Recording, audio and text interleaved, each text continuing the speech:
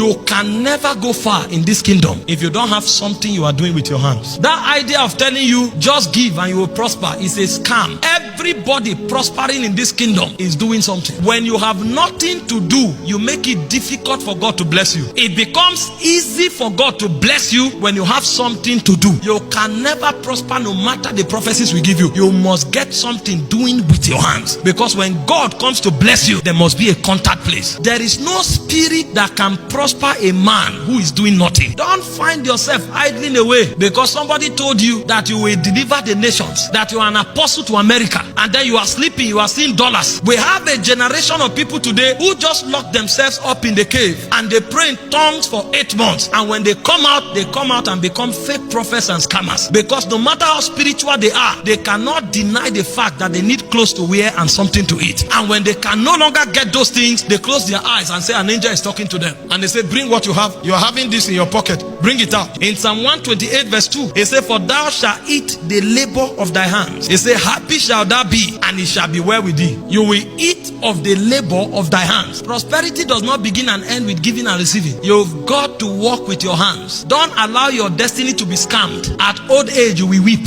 In Proverbs 16 verse 3, it says, commit thy works unto the Lord, and thy thoughts shall be established. In Proverbs 21:25, it said, the desire of the slothful killeth him. It said, for his hands refuse to labor. For the man that labors, he said, his thoughts shall be established. He said, but for the slothful, his desire will kill him, because his hands refuse to labor. You want to walk in honorable and true prosperity, you must find something doing with your hands. That's the foundation of prosperity, and prosperity with integrity. I told you from the beginning, for you to prosper, you must walk by mysteries and you must walk by instructions. If you violate these instructions, you will travel from coast to coast, receive all the impartation. You will be shocked what your life will become. In Deuteronomy 28 verse 12, it says, for the Lord shall open unto thee his good treasures, the heavens, to give thee rain unto the land in his season. And he said, to bless all the works of thy hands, and thou shalt lend unto many nations, and thou shalt not borrow. So as you walk with your hands, it says God will bless it, and then you will become a blessing to many nations, and you will not borrow. But the protocol of becoming big enough to bless many nations is that there is a work of your hands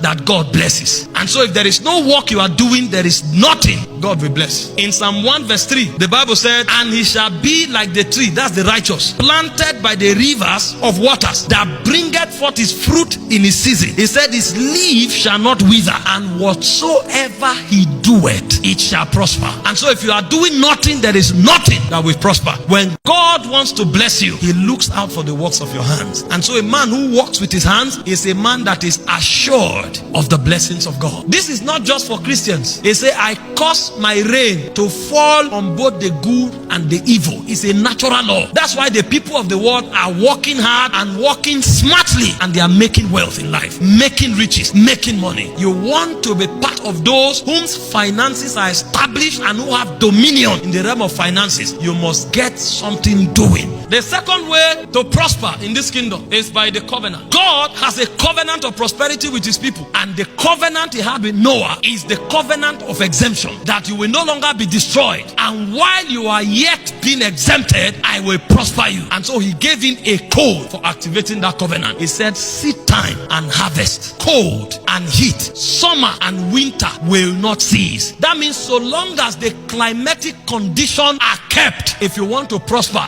keep sowing.